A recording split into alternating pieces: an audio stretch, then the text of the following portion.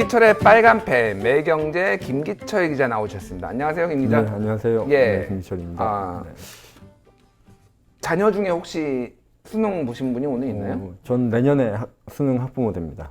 그러면 지금 고2? 네네, 그렇습니다. 고2 그러면은 지금 문재인 정부에서 정시를 늘리는 게 적용이 되는 거는 고1이니까 네네, 일단은 그거는 해당이 안 되네요. 네, 약간 피해간. 예. 피해가서 좀 뭐가 어찌됐든 입시제도 바뀌면 피곤해요. 근데 저희 이제 와이프의 아내의 소망이 첫째와 둘째 입시제도가 같기를 바라는 게 가장 큰 소망인데. 또 준비하는 게 너무 힘드니까. 네, 근데 중2인데 중2 때는 아마 바뀔 것 같아요. 중2 때는 지금 자사고, 외고, 뭐 폐지 네, 얘기도 나오고 있고 네, 어떻게 될지 몰라요. 네. 일단은 뭐 좋은 방향으로 개선이 되는 건 좋은데 어쨌든 학부모는 피곤하다는 거. 알겠습니다. 네. 학력고사 세대시죠? 예, 당연하죠. 얼굴이 상당히 작아 보입니다. 일단. 네. 절대 수능으로는 볼 수 없는 학력고사 세대시죠? 예, 저도 학력고사 뭐, 세대인데요. 예. 예, 알겠습니다. 그럼 그 당시 학력고사 얘기를 하시죠. 그때는 학력고사라고 하면은 고등학교에서 시험을 보지 않았어요. 먼저 이제 대학을 지원을 하고 예. 그 대학에 가서 시험을 봤죠. 그 대학에 가서 시험을 봤는데 네. 옆에 있는 사람이 네. 같이 그 과를 지원한 사람이었어요. 네네, 그렇죠. 같이 시험 보는 사람이. 그 수험장 그 시험장 안에 일부는 붙고 네, 일부는 그렇죠. 떨어지고 예, 그랬습니다. 그렇습니다. 저도 네. 기억이 나는데 네. 제 앞에 있는 여자분이 너무 예뻐서 네. 저분이 꼭 붙었으면 좋겠다라고 제가 저도 그런. 예. 그랬네요. 네. 붙었나요? 그래서 그분? 안 보이던데요. 안 보이던데. 저는 그분이 붙었더라고요. 오. 네. 그분이 붙어서 네. 결혼해서 잘 살고 있습니다. 지금 애 낳고. 네. 예. 본인이랑 결혼하신 거 아니죠? 아니요. 네. 저는 아니고요. KBS 기자, 지금 남편이 KBS 기자고요. 잘 네. 살고 있어요. 네. 예, 알겠습니다. 자, 이제 수능이 네. 끝나고, 네. 이제 아직 끝난 건 아니고, 이제 시험은 받고, 이제 네. 뭐 성적을 매기고, 수능이 끝나면 성적표가 나올 텐데, 네. 전혀 뜬금없는 지금 이 진행은 뭐죠? 오늘 대통령의 성적표 얘기를 준비하셨다고. 이거 본인이 지금 준비한 건가요? 이거 지금? 예, 제가 준비했습니다. 이게 이제 뭐 네. 지난 9일이 이제 임기 반환점 도는 날이라 그래서 이제 예. 뭐 각 언론마다 뭐 경제 정책에 대한 평가들을 매기는데 예. 뭐 저희도 한번 매겨볼까 해서 준비했습니다. 그러니까 지금 네. 문재인 정부의 네. 경제에 대한 성적표를 매겨보겠다라고 네, 네. 하신 건데, 네. 경제를 그렇게 잘 아시나요?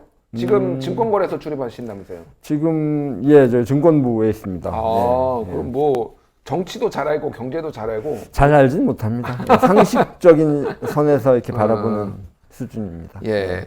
그래서 맨큐의 얘기를 가져오셨어요. 네네. 이거 맨큐가 그 유명한 맨큐의 그 경제. 우리 때는 조순 정운찬의 경제학이 있었다면은 예. 우리보다 한 세대 뒤인 친구들은 맨큐의 경제학 원론으로 공부를 했더라고요. 사실은 이게 이제 글로벌 금융위기 당시에 네네, 이 네. 맨큐 이분이 이 경제학의 거의 고전 네. 교과서 같은 건데 네네. 학생들이 이 사람한테 많이 뭐 이 당신의 이 신자유주의 때문에 지금 그렇죠. 이게 네. 왔다 막 이런 식으로 공격도 받기도 했어요. 네네. 어찌됐든 근데 예, 예. 경제학의 고전 네. 뭐 이렇게 바이블 네. 맨큐의 경제학에는 뭔 말이 나와 있나요? 아까 맨큐가 대통령의 경제 성적표를 매기는 건 넌센스다라는 말을 했거든요. 그러니까 대통령의 경제 성적은 지표가 아닌 정책으로 평가해야 된다. 뭐 이런 말을 했습니다. 맨큐가 한 말 맞나요? 네, 그렇습니다. 팩트체크 들어갈 수도 있습니다. 네, 이거. 뉴욕타임즈에 기고도 했습니다. 그래요? 찾아보시면 예. 됩니다. 왜 그런 얘기를 했죠? 왜 약간 일단 세 가지 이유를 되는데요. 일단 경제 정책이 효과를 보려면은 시간차가 있기 때문에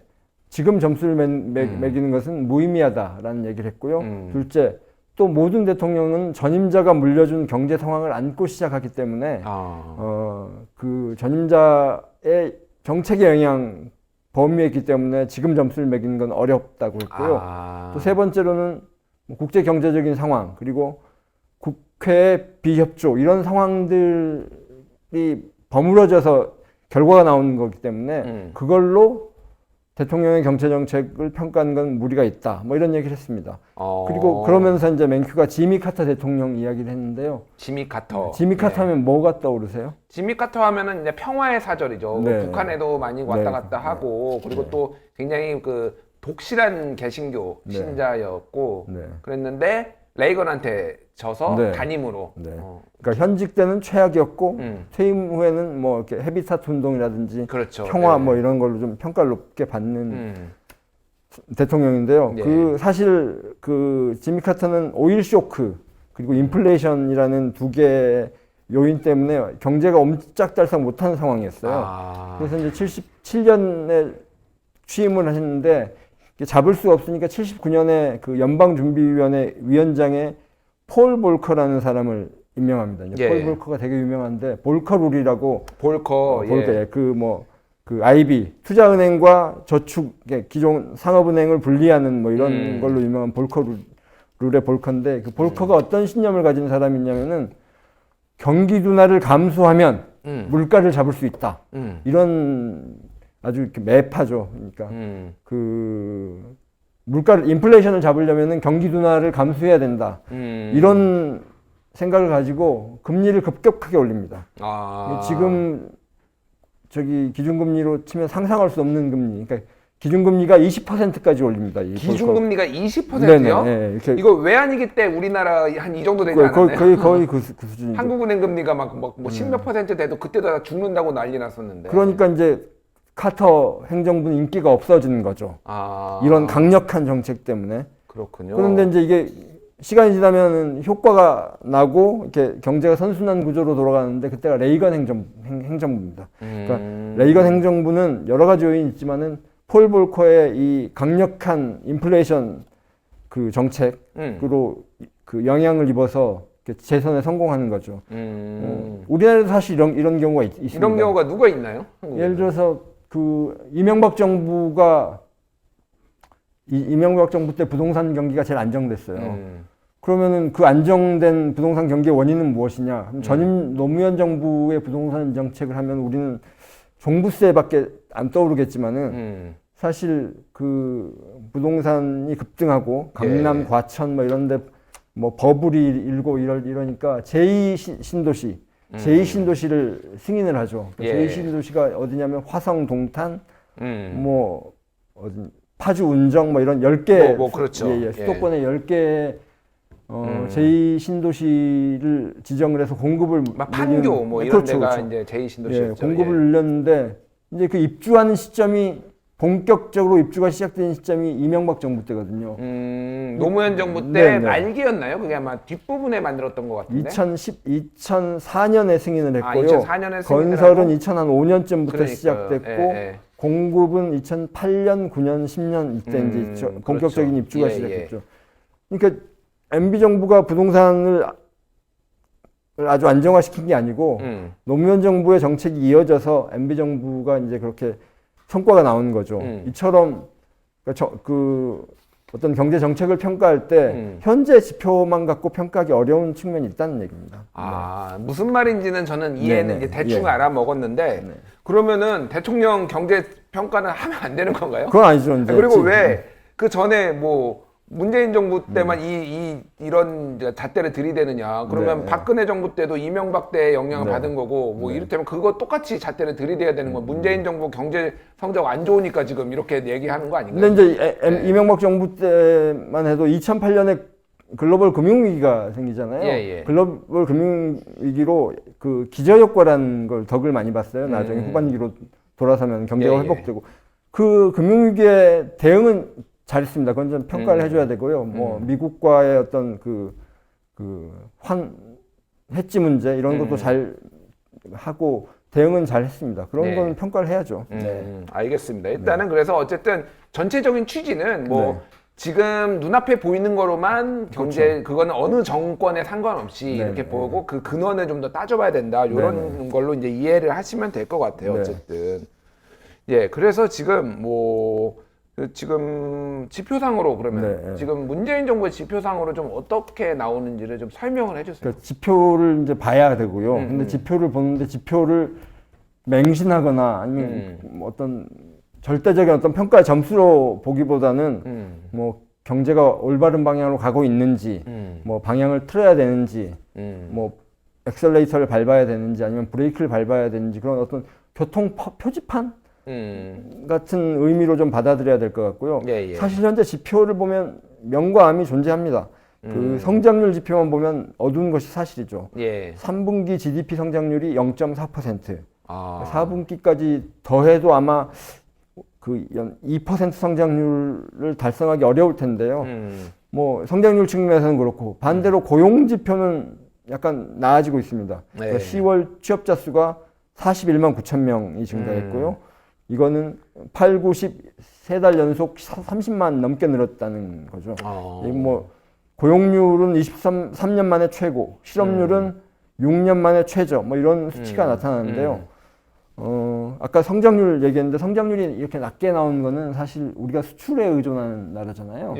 수출 성장률이 급격하게 꺾인 것 때문이에요. 10월 수출이 전년 동기보다 14.7% 줄었거든요. 엄청 줄었네요. 우리나라 경제 수출이 차지하는 비중이 아주 큰데 14.7%가 떨어졌으면 성장률이 나올 수가 없는 상황이죠. 그럼 왜 지금 수출이 줄어들고 있나요?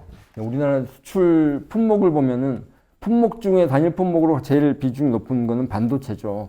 반도체가 작년 기준으로 21%, 전년도 기준으로 16% 정도. 수출 전체 물량의 5분의 1이 반도체다. 그런데 이제 그 중에 주력 부품이 우리 삼성전자, 하이닉스에서 생산하는 D램 반도체인데 D램 반도체 가격이 2017년 10월에 9.17? 9달러가 넘었어요. 근데 지금 수준이 3달러거든요. 그러니까 3분의 1이 줄어든 거죠. 예를 들어서 같은 양의 수출을 하더라도 액수로는 3분의 1이 줄게 되니까 단일 품목으로는 그렇고 그러면 이제 국가로서는 중국과 미국에 대한 의존도가 아주 압도적으로 높잖아요. 근데 이제 중국 같은 경우에는 미국과의 무역 전쟁 이런 걸로 중국의 성장률 자체가 이렇게 쪼그라드니까 거기에 이제 수출을 해야 되는 한국이 당연히 타격을 받을 수밖에 없는 거죠. 자, 그러면은 어쨌든 이게 이해는 했어요. 그러니까 지금 반도체의 업황이 그렇게 좋지 않고 반도체 D램 가격이 많이 떨어지니까 그래서 지금 수출 물량이 줄고 전체적으로 성장률까지 영향을 미쳤다. 하지만 그런 것도 어느 정도 헤쳐나가라고 정부가 있는 거 아닌가요? 그렇죠. 그런데 이제 사실 그러니까 트럼프 정부 이후에 미국의 금리 정책, 그리고 환율 정책, 그리고 무역 정책을 보면은 이게 미국 경제에 그렇게 의존도가 높은 한국으로서는 우리가 독자적으로 해 볼 수 있는 분야가 별로 없어요. 그래서 이제 그 박근혜 정부 말기에 그 최경환 부총리 때 초이노믹스도 그렇고 문재인 정부 들어와서 그 주창하게 된 소득주도 성장도 그러니까 수출 의존도가 너무 높으니까 외부 변수에 대한 영향이 너무 크니까 내수를 키우자. 내수를 좀 키워서 기본적으로 좀 가져갈 부분은 가져가자라는 거죠. 내수를 키우기 위해서 들고 나온 게 이제 최저임금 인상인데 그거는 아시다시피 엄청난 저항을 받았잖아요. 저항을 받았고 지금 방향 전환은 어느 정도 했죠, 사실. 그리고 문제는 여러 가지 지표들이 나오는데. 지표의 해석들이 너무 정치적인 거예요, 사실. 지표의 해석들이 정치적이다. 뭐 예를 들면 어떤 게 있나요? 뭐 일단 고용 지표가 좋아졌잖아요. 근데 고용 지표가 좋아졌는데 그 야당에서는 들여다보면은 비정규직이 늘었다라고 주장을 하고 있고. 근데 이제 사실 비정규직이 는 거는 비정규직 자체가 는 게 아니라 통계, 그러니까 이렇게 그 취합하는 카테고리가 달라져서 비정규직 포션이 확 늘어난 거거든요. 예를 들어서 예전에는 뭐 그 장기 계약직, 무기 계약직 같은 경우에는 정규직으로 분류되기도 이랬고, 근데 그 무기 계약직이라는 그 직군이 비정규직으로 분류가 되면서 늘어난 부분이 있고요. 그거 가지고 한동안 한참 이제 논쟁이 있었어요. 사실은 ILO 국제노동기구의 그 기준으로 한국이 바뀌었다라고 했는데 그게 말이 되느냐라고 하면서 유승민 의원도 공격을 하고 뭐 이를테면 논쟁이 있었던 거는 어쨌든 그러니까 그 통계, 그러니까 숫자 지표를 하나의 지표를 놓고 이렇게 바라보는 것, 해석하는 게 그렇게 다르단 말이에요. 문제는 이렇게 해석을 자의적으로 할 경우에는 해법을 못 찾는다는 게 있죠. 그러니까 예를 들어서 문제의 원인이 최저임금에만 있다라고 주장을 하면은 그러면 최저임금을 인하하면은 문제가 해결이 되느냐? 그렇지 않은 상황이잖아요. 그래서 지표는 다방면으로 좀 봐야 되는 게 아닌가 이런 생각이 듭니다. 그렇군요. 최저임금 인상이 뭐 부작용이 없지는 않았겠죠. 모든 정책에는 명과 암이 있고 뭐 긍정적인 것과 부정적인 게 있기 때문에 100% 좋은 정책을 모두에게 좋은 정책이라는 없는 거는 맞는데 어쨌든 한동안 그 언론들을 보면은 기승전 최저임금이었어요. 지금은 좀 이제 줄어들었는데 그게 예전에 미디어 오늘이 네. 집계를 한 적이 있어요. 도대체 최저임금 기사를 얼마나 많이 쓰냐. 그래서 단순 키워드를 이제 했는데 한국경제가 1등을 했어요. 한국경제신문 네. 1등을 했는데 1년 동안 1000건을 썼더라고요. 최저임금 키워드로 조사를. 그러니까 네. 매일 하루에 3건씩 쓴 거예요. 그렇죠. 그 다음이 아마 매일경제였던 걸로 제가 예. 기억을 하는데 뭐, 예. 상당히 많이 썼습니다. 매일경제도. 그래서 저는 이것과 관계가 없으면서도 있는 듯한 얘기인데 기자들의 취재 관행이랑 이런 게 좀 바뀌어야 될 것 같아요. 예. 뭐 기자시니까 예, 예를 들어서 불경기를 보여주기 위해서는 어떤 취재를 하는 것 같아요, 기자들이? 불경기를 보여주기 위해서는 보통 통계를 보죠, 사람들은. 통계도 보고 예. 예를 들어서 뭐 문 닫은 가게들, 손님이 줄어든 식당, 그리고 공실률 높아져가는 사무실 뭐 이런 걸 보는데 그렇죠. 예. 근데 생각해 보면 이제 언론들은 지금까지 그게 다 최저임금 때문이다 라고 몰아갔는데 내가 보기에는 식당이 줄어든 거는 우리가 식당에 밥 먹으러 가는 횟수가 준 만큼 집에서 시켜 먹는 거거든요. 배달앱의 성장. 그리고 명동이나 종로에 옷가게에 옷 사러 가신 적 있으세요? 거의 없잖아요. 저는 없죠. 네, 그러니까 오프라인 가게가 줄어든 만큼 온라인 매출의 상승. 쿠팡 뭐 이런 데 엄청 예. 컸죠. 예. 그리고 뭐 요즘 창업하는 친구들은 오피스를 따로 안 얻어요. 아, 그래요? 그러니까 공유 사무실, 위업 같은 공유 사무실에서 하고 이러는데 하여튼 그 세상이 달라졌는데 기자들은 옛날의 세상을 보던 관행 관점으로 약간 위기론을 만들려고 하는 것 같아요. 그런 것들이 좀 바뀌어야 되지 않을까 뭐 이런 생각이 들어요. 예, 뭐 그거는 충분히 우리가 좀 그러니까 기자들 언론계가 좀 고민을 할 부분이 있는 것 같아요. 확실히 네, 세상이 변하고 있고 뭐 트렌드나 뭐 이런 뭐 산업에 대하는 방식. 근데 뭐 타다 기소되고 이런 거 보면은 한국은 갈 길이 멀지 않나. 2008년에 그 코끼리의 그늘이라는 기획 시리즈를 했어요. 예. 그게 어떤 거냐면 이제 춘천에 그때 이마트가 들어왔는데 이마트가 들어왔을 때 춘천 경제에 어떤 영향을 미치냐 이런 것들을 이제 그 한 달 동안 취재를 해가지고 기사를 냈는데 근데 오늘 이마트 실적이 발표됐거든요. 작년보다 40%가 줄어들었어요. 10년 전에 이마트가 뭐 이렇게 우리의 전통시장, 그리고 골목상권을 완전히 잡아먹을 거다라고 얘기를 했었는데 지금은 이마트의 위기를 이마트가 지금 역성장해서 창사 이후에 처음으로 그 적자 봐가지고 지금 난리 났어요. 지금 임원들 다 잘리고 지금. 그렇게 세상은 빨리 변하는데 우리는 아직도 옛날에 그 세상을 보는 눈으로 보는 게 아닌가 이런 생각이 듭니다. 알겠습니다. 그래서 뭐 저도 이제 그 기승전 최저임금 관련해서 여기저기 좀 뭐 언론에 나가서 뭐 방송에 나가서 비판도 하고 기사도 많이 썼습니다. 그래서 너무 이제 구시대의 프레임으로 보지 않고 언론도 좀 바뀌어야 될 것 같고요. 뭐 김기철 기자가 쓰신 건 아니지만은 언론계를 대표해서 사과 한 말씀 하시죠, 그러면. 죄송합니다.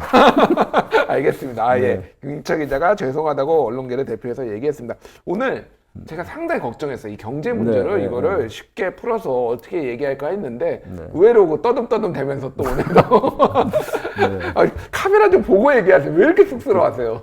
미팅 나갔을 때 이렇게 처음 본 그 예쁜 여자의 눈 같아요. 카메라가. 그래요?